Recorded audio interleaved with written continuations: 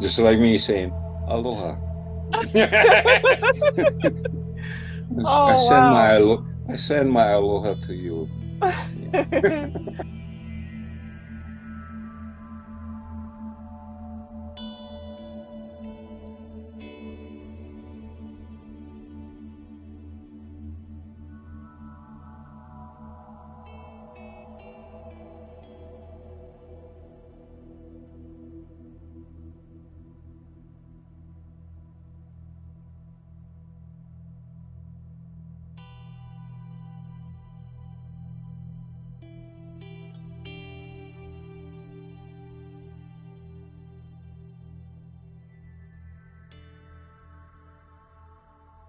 There Oh, you go. wow. That's amazing. But I'm happy to hear that. So as much as I was concerned for, little you, apparently there's a lot of beings looking after you, and hopefully for every child that's, finds himself in that situation.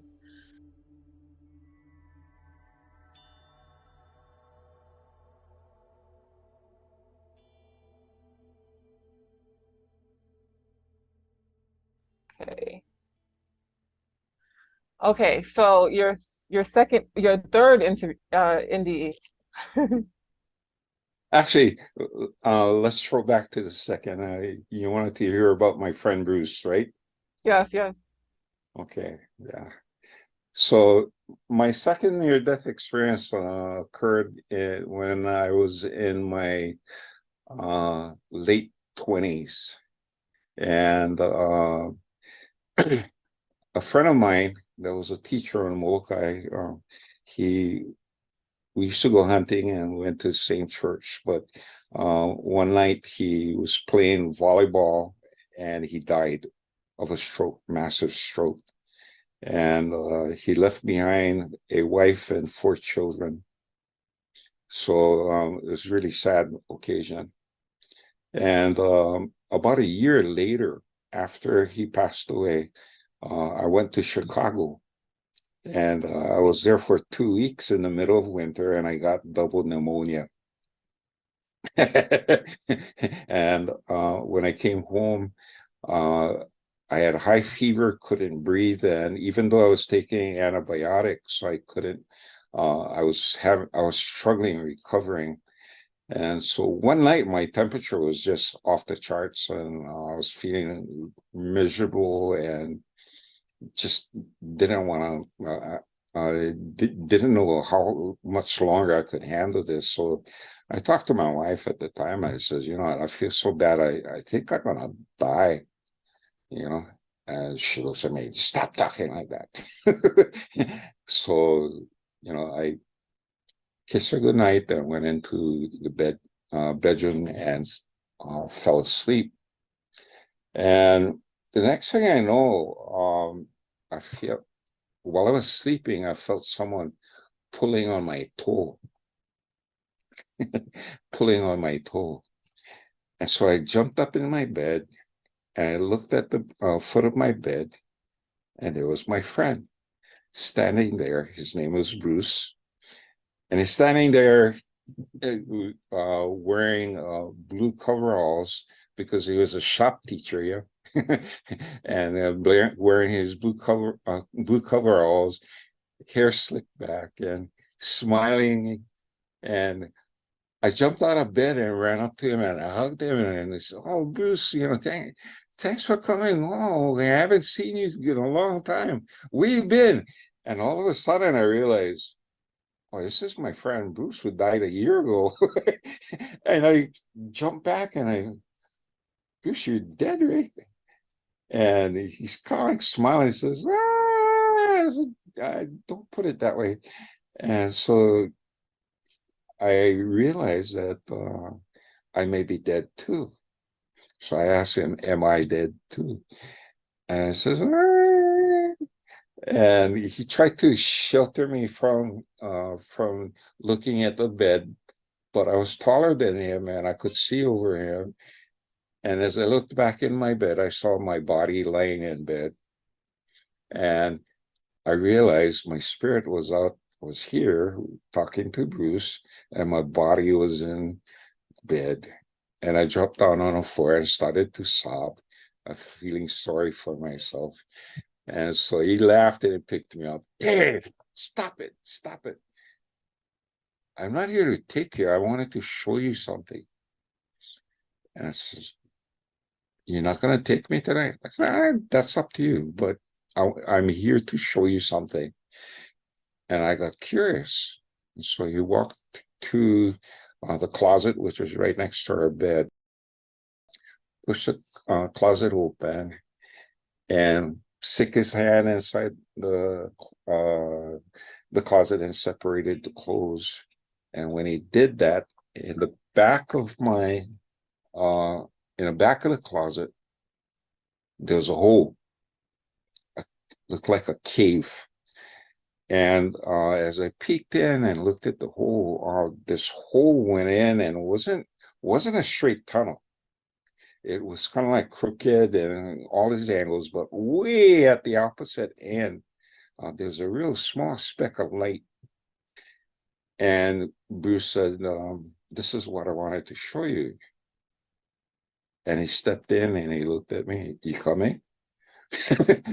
And I said, okay, if you lead the way. So we went into this tunnel. And as we walked into it, I was looking at it, and it reminded me of a blood vessel. It wasn't, like a tunnel in earth or anything like that, but the walls seemed to be elastic and could flex. In fact, when we were walking, it gave way. It was padded. But we're in there, and I kept on following him.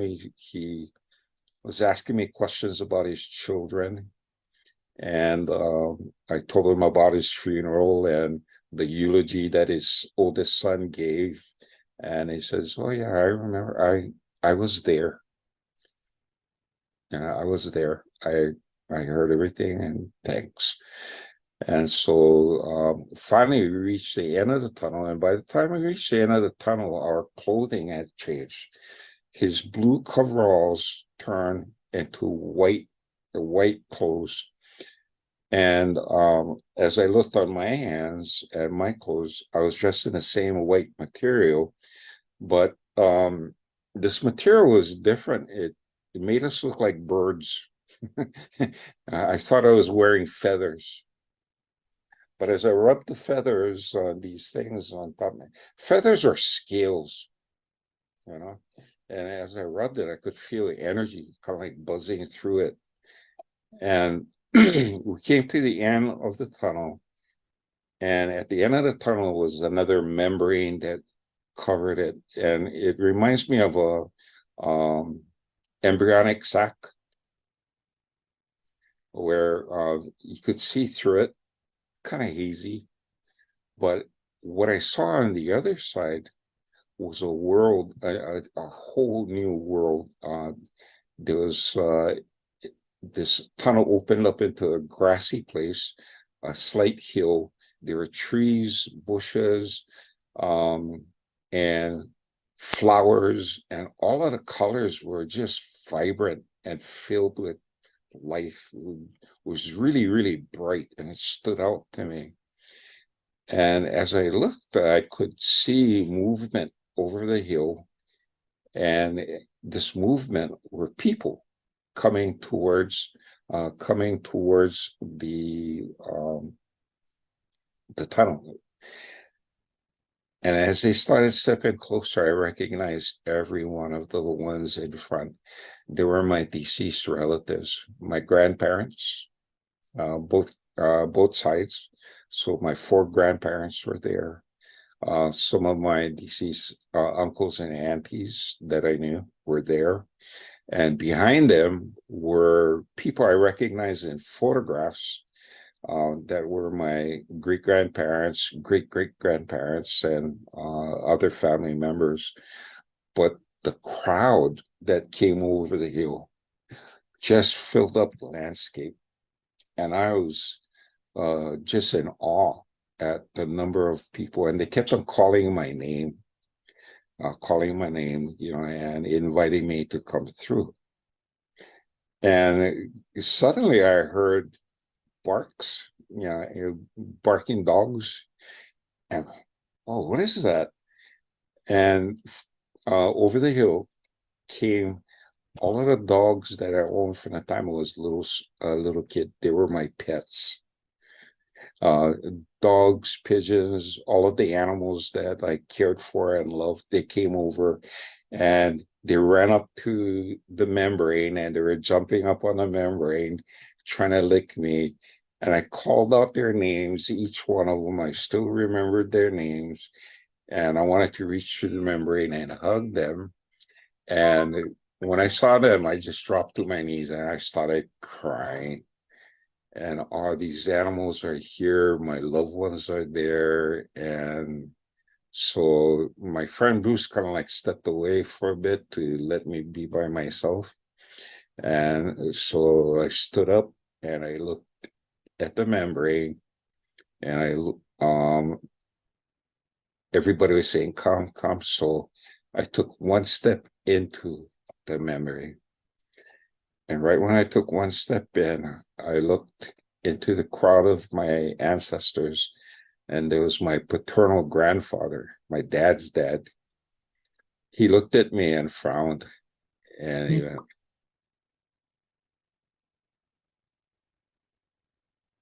no. And I realized my grandfather was telling me, it's not my time.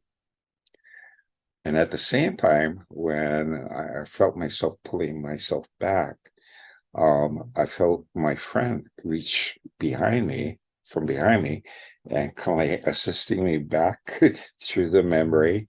And while he's doing that, from the opposite end of the tunnel, I heard the voice of my daughter saying, "Daddy, where are you?" And so I backed out of the membrane. I backed away, and I says, "You know what? I cannot go."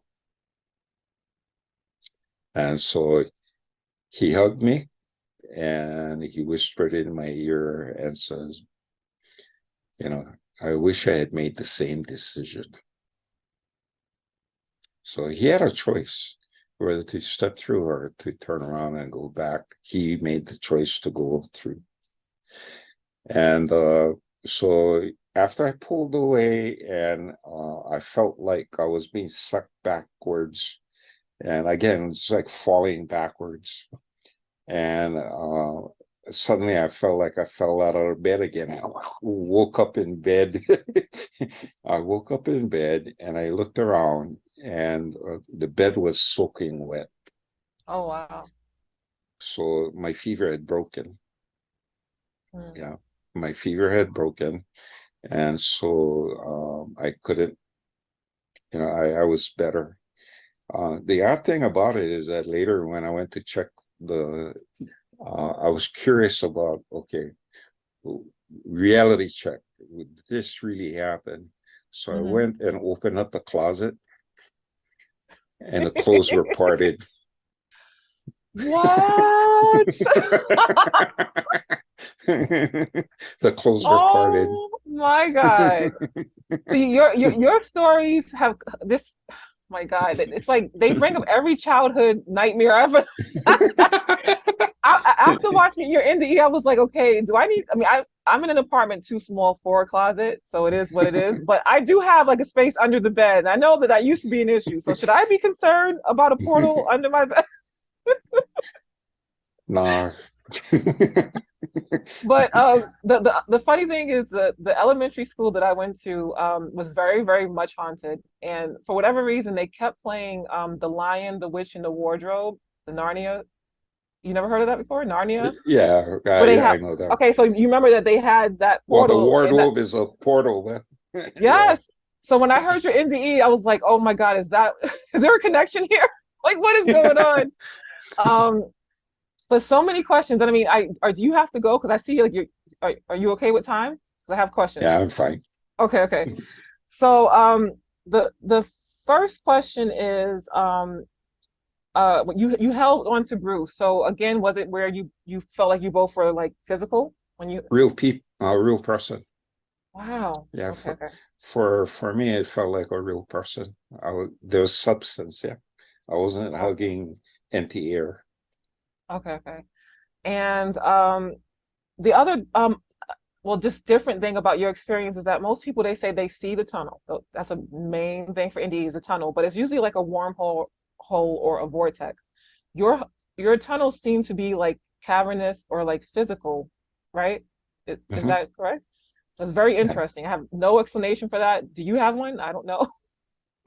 For me and stuff, it was a living organism.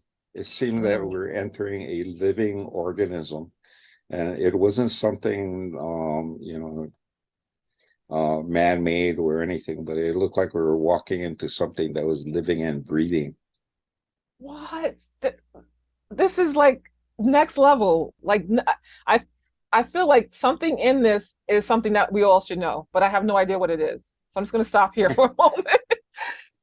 The most So, important thing that people may get from this NDE is that a lot of people they believe that when we die, yeah, we're going to be reuniting with our family members. They forget about their pets. That's a family member too. yeah, So when I talk about the pets and stuff, I go, oh, some people yeah, are more excited about meeting their pets than their family. yeah. Yeah. Oh yeah, yeah. So, Um, okay, so yes, it's just very that's I just feel like there's something there. You feel like you were going into like a living, breathing organism. And I mean, to some extent, the earth is a living, breathing organism that we're living on top of. So I mean, that's yeah. not so out of the ordinary. But it's just like I would love to figure that one out. To me, that is a puzzle to figure out what that could be. And you said that once you got past, so you never, okay, where were you at exactly? So you go through the closet. You're when your clothes change into these like feather or scale like robes, um, you were not in the heavenly scape past the membrane. You were where? Still in this tunnel? Still in a tunnel. Yeah. In fact, Interesting. every step that we took, when we initially stepped into the tunnel was dark except for a light at the far end.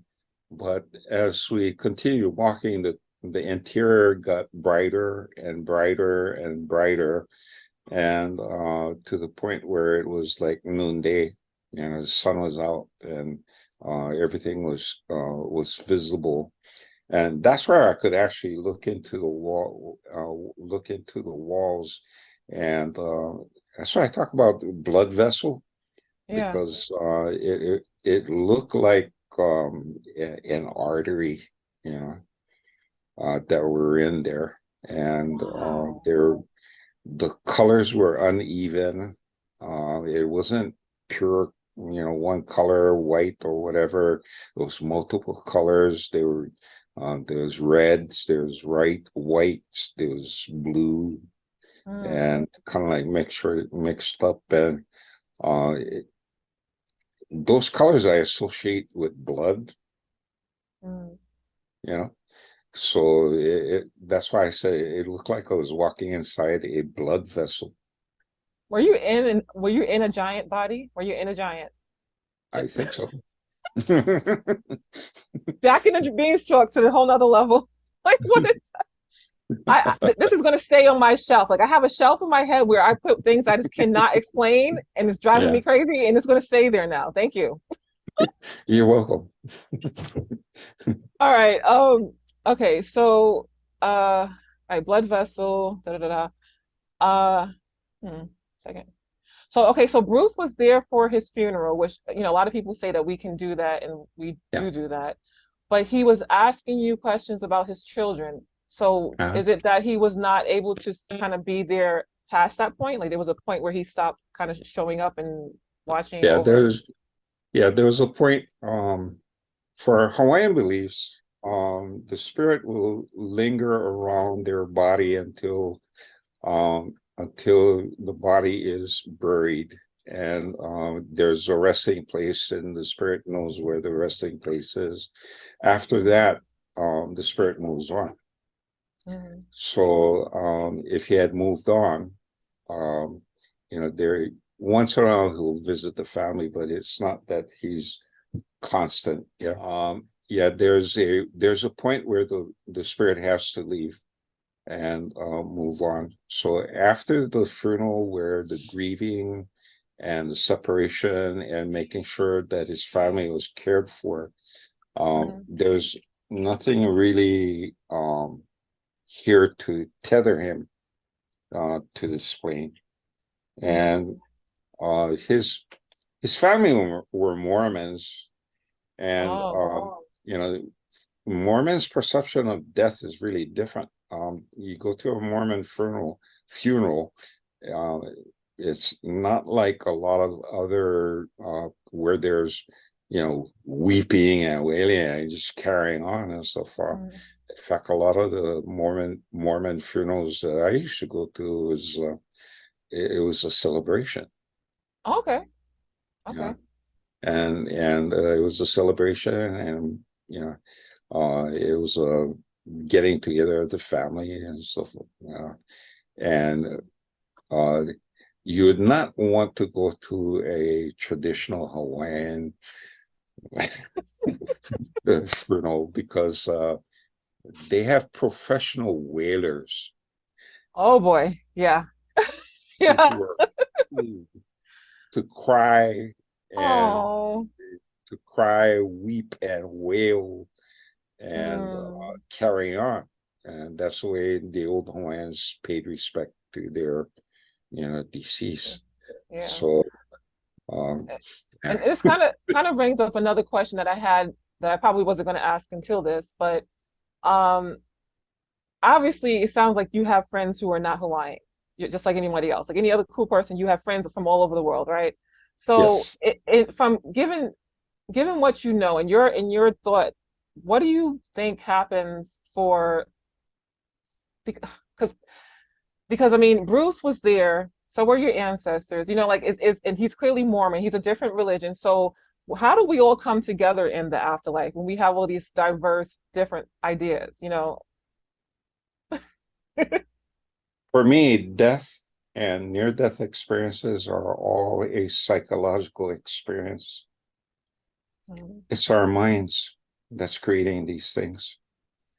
Mm. It's our minds that's creating these things. So our deep rooted beliefs, and some of the beliefs that we don't know we even had, or ideas, will pop up Mm. in these and manifest themselves during that time, Yeah. and during this stressful time. Because I tell you what, when you're going through the illnesses that and or injuries that we're going through during the near-death experience, they're real. Your body is under stress. Everything is your living being is being stressed. So Mm. the question is, how does your mind cope with that? And Mm. for me, a lot of these near-death experiences is our mental coping ability. Yeah. Yes, Yeah. yes, So yes. everything's happening here. Everything's happening here. And um, you know, occasionally and so far, like my friend reaching in and partying the clothes and leaving it there. I don't know if uh my wife at the time did that, but I checked the closet before she woke up and it was Yeah, part yeah, yeah. you know, Wow, wow, wow, wow. Yeah, and then so you were too sick to be going like physically going up and doing ah, anything. Okay. yeah. Wow. And that's why I explain it to uh, people from different cultures. It's a mental process, and you really learn about yourself by examining these NDEs. Mm.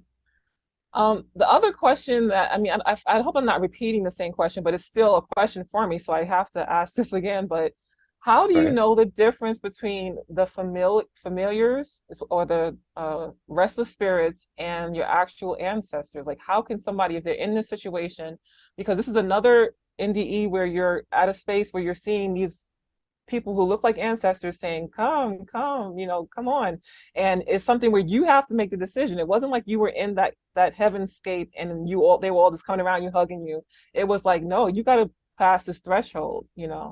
So, because I apparently our decision, our willpower is very important. That's one thing I've gotten from a lot of these stories, and that there is that final threshold, whether it's physical, like they actually see something, or they just feel like if I walk over here, I won't have a chance to come back.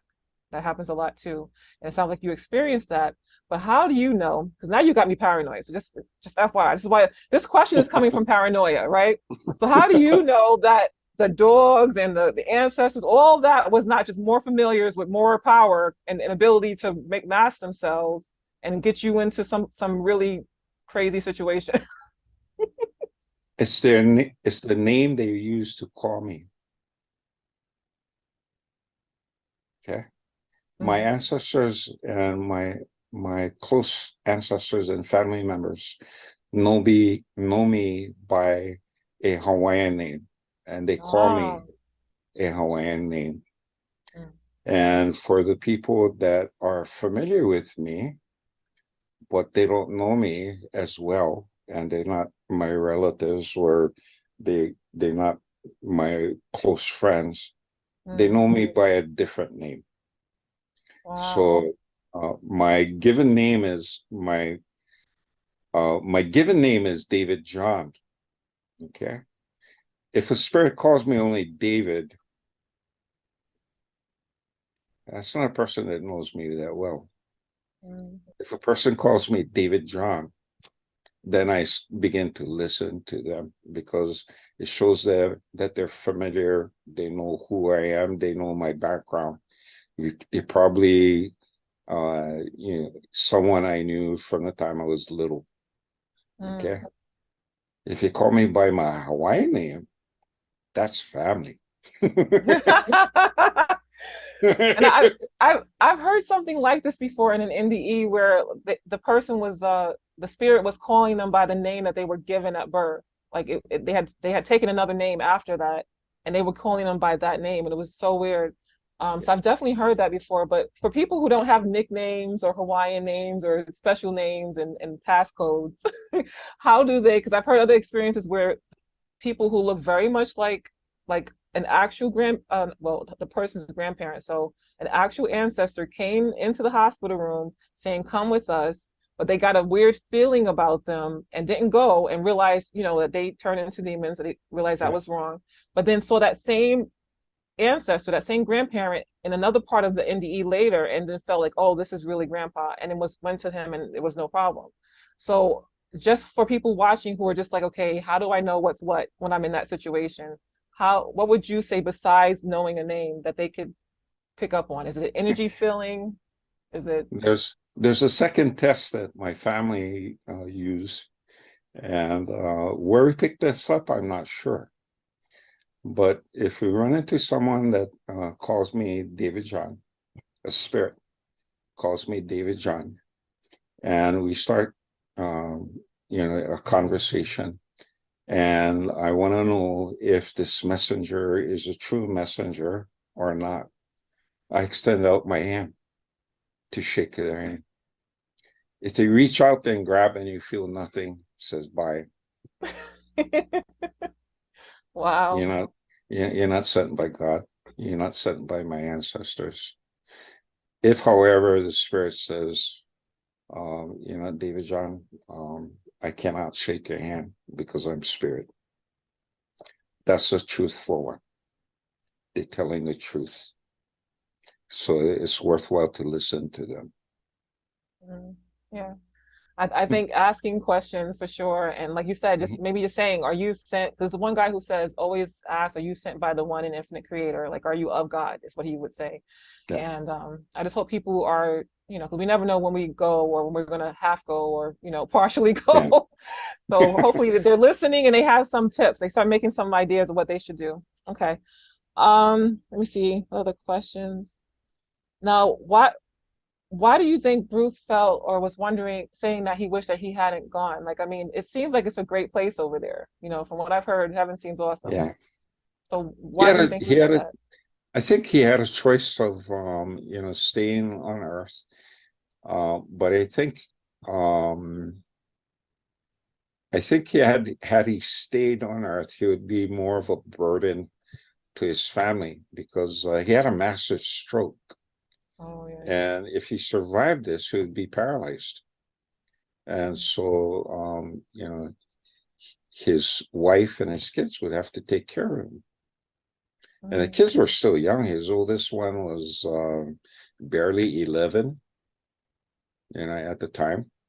And so you're talking about taking care of a paralyzed dad for all that time, and the wife would be, caught with that. He regrets it because it's time that he missed it. Yeah, He yeah. couldn't see his children growing up, being parents themselves, holding his grandbabies. Yeah. Okay. So all of those are missed opportunities. And I think the last question I have for this NDE was, oh, when your daughter said, "Daddy, where are you?" So, do you think that did she actually say that, or do you think it was more of her spirit? Because she might have been sleeping at the time, I'm assuming. Yeah. For me, it was more of her spirit calling, or if it could have been one of my ancestors mimicking her voice, saying, "Hey, look back, you got things to take care of here," Yes, yes. It amazes me the power of spirit. It really does, because like you hear so many of these stories where they can imitate, visually what, something else and Sure. mimic voices. And I mean, if people were smarter, we'd be putting a lot more attention into these NDEs and to spiritual matters. Because we all leave. We're not staying here. We stayed here, it'll be another point. I'm like, why am I don't care about NDEs, I don't care about the spirit, but we don't stay here. We all Yeah. leave. We should probably think about where are we going. Yeah. All Yeah. right, so that's the questions I have for that. And I am known for asking so many questions. Like I would literally have you where you felt that you were being kidnapped and tortured. So I'm just going to allow it to just be this, the two NDEs. And let me see if I have any of the other basic questions. Because you spoke a lot, or you answered this question. You spoke a lot about your paranormal powers before and after. Uh, the experience. Are there any that you have not mentioned? Like, are there any other, uh, eh, like psychic abilities or things like that that you have? And I'm assuming that unlike other NDEs, it didn't come from the experience because it sounds like you had all this before. Is that correct? Or you think it happened after the NDE, the first one? Actually, before the near-death experiences at 5, I already started having prophetic dreams where I would I have dreams and see things happening that would happen within 3-4 days, and so the turnaround point would be about 3 to 4 days, and or I have strong feeling about something and it happens, and so that was part of it. What developed after my first near-death experience was the ability to see spirits. I couldn't see spirits before that. And but after my first near-death experience, I could see spirits. And by seeing them and attempting to communicate with them, I eventually developed the ability to communicate with them telepathically first, and then cueing into the right frequency so I could hear them speak. But it's not something where I snap it happened. It took time to develop. And after my first near-death experience, I could also see things that people were trying to hide from me. Mm. You put something in an envelope, try and lock things away from me. Mm. You know, the harder you try and hide things from me, the easier it is for me to figure it out. Mm. You wrap up things in a gift, Christmas time, especially, and Hmm. put it under the tree for me. I know what's in there already if I just focus and look at it. Yeah. Yeah, I'm glad you're mentioning this because this goes along with what we were talking about initially about the powers or innate powers we have that nobody's really focusing on or yeah. building up. But as a child, besides some of the psychic things that I had, always remember this one time that my teacher had a thing full of Tootsie Rolls. And I was a little fat girl, so when I saw the whole thing of Tootsie Rolls, I was like, I want to win that. And he was like, if you can imagine, if you can picture the exact number of how many Tootsie Rolls are in here, you get it. I focused. The whole thing is about focus, right? Yeah. We all Uh-huh. put our number down, we give it to the teacher, and then at the end of the week or the month, whatever, he comes and says who got closest to the number. My teacher looked so scared, like scared, for like the whole day that it was time for him to tell who won. And he said that I had won, but I had gotten the exact number of Tootsie Rolls in that Awesome. jar. And I was just eating them like, oh yeah. Now, if I could just do that for the lottery numbers, I might have a life. Oh my Well, God. or you talk about the lottery.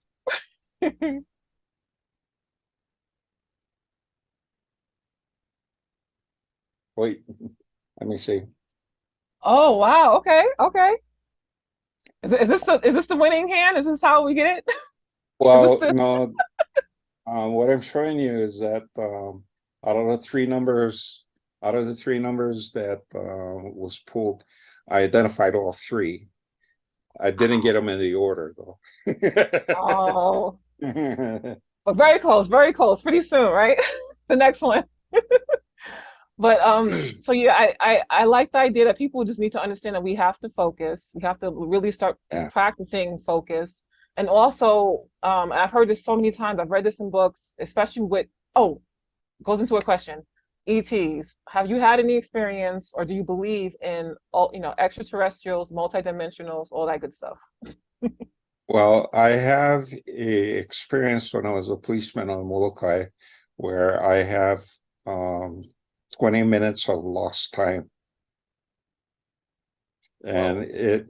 it before the lost time, I was at a pier and there's a report of strange lights that was flashing between the island of Molokai, Lanai, and Maui. So there's three islands, and there's a body of water between these three islands, and people were reporting strange lights.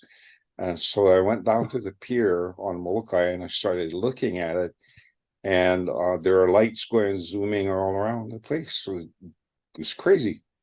And Mm. some of there's this one huge triangular shaped uh, thing up in the air and stuff, and moving through. I could see the shadow moving, and then it lit up and it came Wow. directly towards us, towards me, and it was about 1 o'clock, 2 o'clock in the morning. Nobody was there, and this object came flying directly over me. Then the next thing I was standing in front of my patrol car, and the next thing I know, I'm sitting on my patrol car, and my radio is going off asking 5-1, where are you? 5-1, come in. And so I call back and I said, "Hey, I'm here at the pier. Why?" He says, "We've been trying to call you." Oh Says, my goodness. "Standing here. So what time is it now?" And it gave me the time. I says, "No, it's not." And Oh my God. there's a 20-minute discrepancy. So for what happened during that 20 minutes, I don't know. Oh my goodness. And I I checked recently my had body for anything, and it's still there.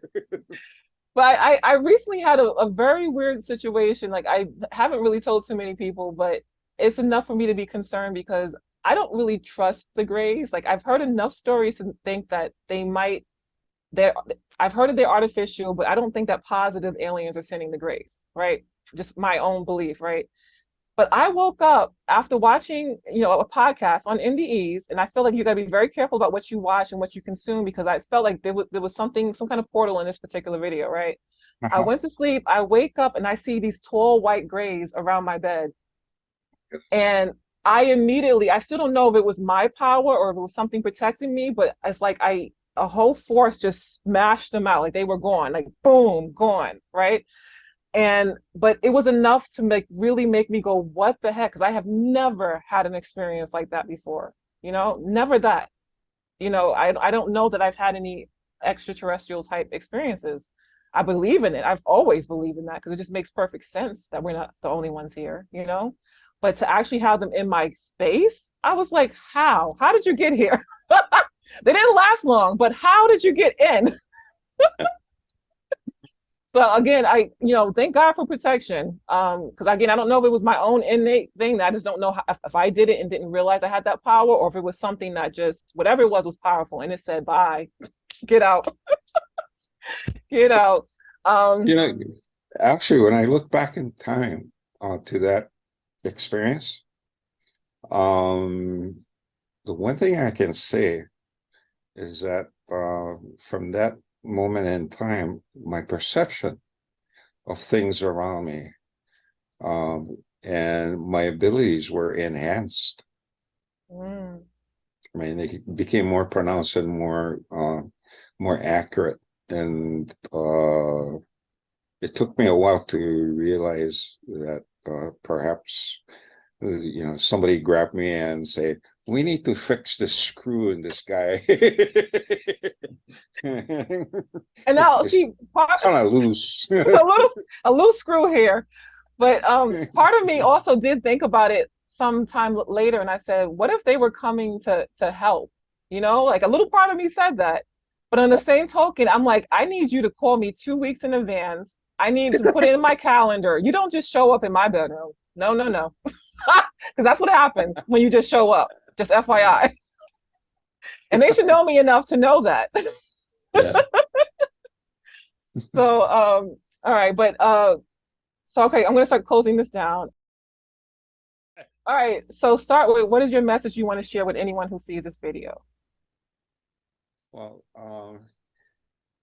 for one thing and stuff, we need to realize that we're spiritual beings, and as spiritual beings, we have powers beyond our imagination, and we're only limited by our imagination and by our wills. And so the more we allow our imaginations to exercise and the more we expand our abilities, we'll be able to, manifest things and do things that, actually would have been pretty awesome, you know. But a lot of the things that, the abilities that I've developed over the time, the one, the main focus is to help other people. And the more I'm focused on helping other people using my abilities, the more I am given. So it's not all about you. It's how it can, you enhance the ability to help others. Okay. So focus on that instead of just trying to develop yourself. How can I help others? And the gifts will come.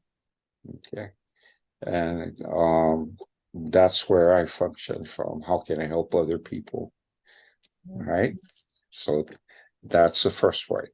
Second. Oh, and second is just tell people, what are you, doing now, the name of any books that you have, and how they can contact you. Sure.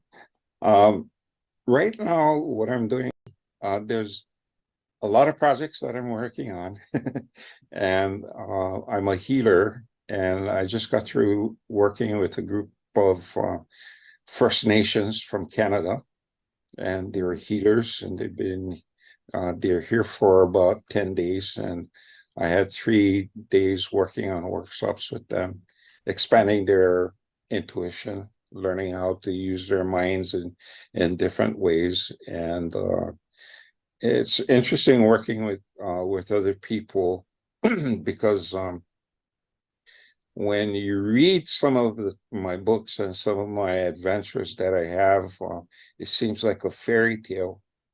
But when you get to sit in my workshop and I get to display my abilities, it's not a fairy tale anymore. Okay.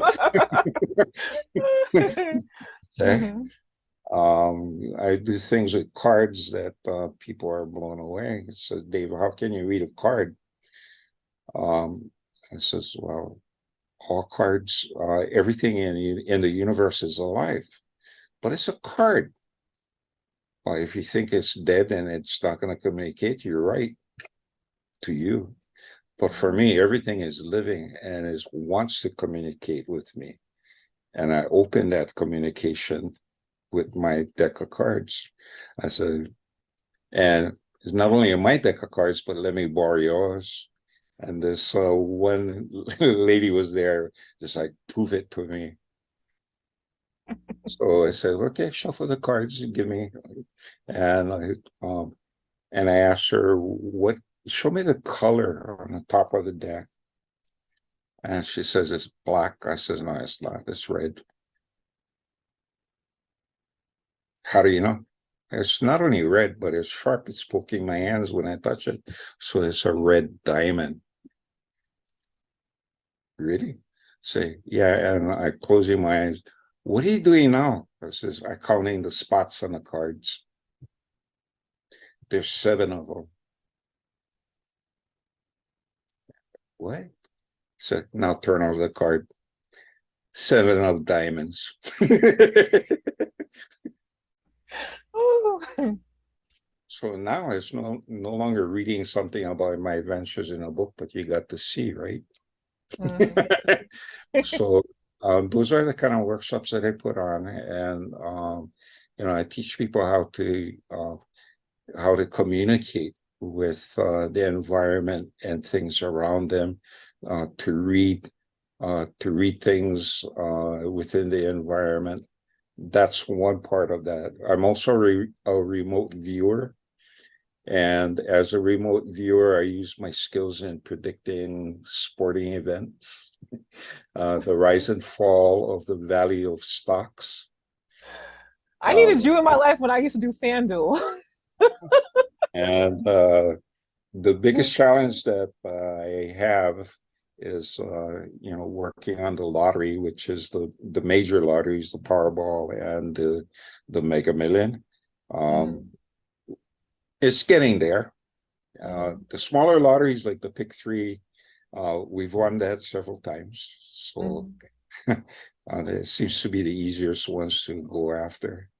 Yeah. So that's all energy work and using my abilities. And finally, I'm a writer.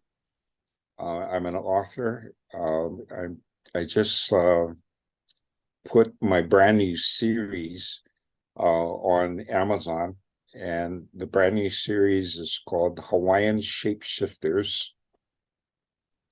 And book number 1 is called A Man Eater is Born. Oh boy. Oh boy. Yeah, so a man eater is born, and it's on Amazon pre-order right now. Mhm. But here in Hawaii, we have shapeshifters that's part of our genealogy. Mhm. A shapeshifter that was part of my family was an eel. While he was on land, he was a tall human. When he Mhm. jumped into the water, he turned into an eel, a great Wow. eel. And he's one of the family protectors. Mhm. So that's what I'm writing about.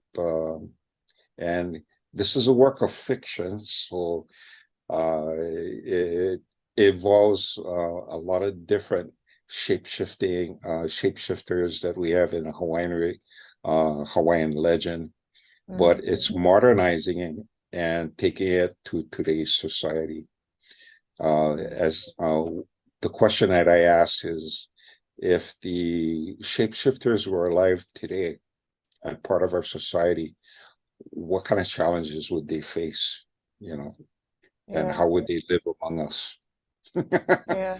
Well, I can't imagine them having challenges. They have one up on us, you know. But I would love to see more Hawaiian type. You know, we have Moana that, all of my nieces have their birthday party was Moana themed. Like I Yeah, even like I didn't want to wear it because this is kind of mess, whatever. But I have millions of these because of all these parties, like and hula skirts. But I would love to see more of the indigenous Hawaiian beliefs like brought into the mainstream, more. That would be awesome. yeah. Well, that's why I started the Hawaiian Shapeshifters genre. Basically, it's a relatively new genre because a lot of the shapeshifting stories out there are either werewolf or vampire, right? Mm-hmm.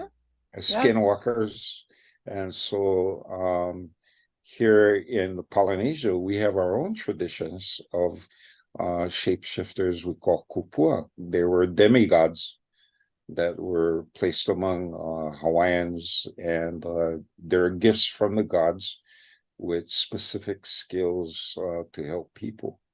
And some of them use those skills, really good in a good Mm-hmm. way. Yeah. Uh, Maui is one of them. Yeah. Mm-hmm. Yeah. Familiar with Moana? Yeah. Mm-hmm. So Maui is a shapeshifter. Yeah. And but we also have some other shapeshifters that were destructive and they became curses, yeah, for the people. Yeah. Yeah. So in my series, I would be exploring both sides. Yeah. I can see that becoming mainstream because, like you said, we have the werewolves and the vampires, and that was a whole big craze. It's always a craze. It's never ending because I think Yeah, that people realize there's truth in these stories. yeah. Well, in the 100%. Caribbean, what I found out is in the Caribbean, they have very similar shapeshifters as us here in Hawaii because they're ocean, yeah. Wow. Okay. Yeah. Yeah. I might have some Caribbean in me. I have no clue. Yeah. I feel like there's a lot of truth in all of this, and I'm really excited. I hope people pick up that book and really learn about this. And I could see it becoming a lot of your work too. I could even see you making like a children's book series because so many of your experiences are kind of tied to that, the empowerment of the kids and like monsters in the closet or portals in the closet. And things like that. But I could really see somebody taking this information here and creating more like a spiritual children's book series or something about how to protect themselves and who to trust and this and I don't know. Maybe that's just my imagination. But Yeah. yeah, and can people so if people want to join those workshops, do you provide it on Zoom as well? Like can they access that through your Yes, website? all of my classes are offered in Zoom. Hmm. The best way to contact me is on Facebook. Okay. And Facebook and on Facebook I'm Kahu Dave. So two separate words, Kahu, Kahu, Hmm. and Dave, Dave. Okay. So if people want to contact me, that's the easiest way to get in touch with me on Facebook. Send me a invite, Request, or yeah. just jump on a page and start leave me a message. Yeah. Okay. Perfect, perfect.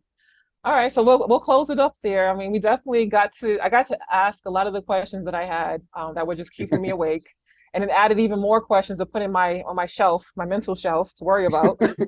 Yeah. Thank you. You're Um, welcome. and I learned a lot more about Hawaiian culture and the religion, and I think this was great all around. So I'm going to close it here. I'm going to say we thank you for your courage and sharing your experience in a time when the world is still mostly sleeping and don't yet understand that we are so much more than these bodies.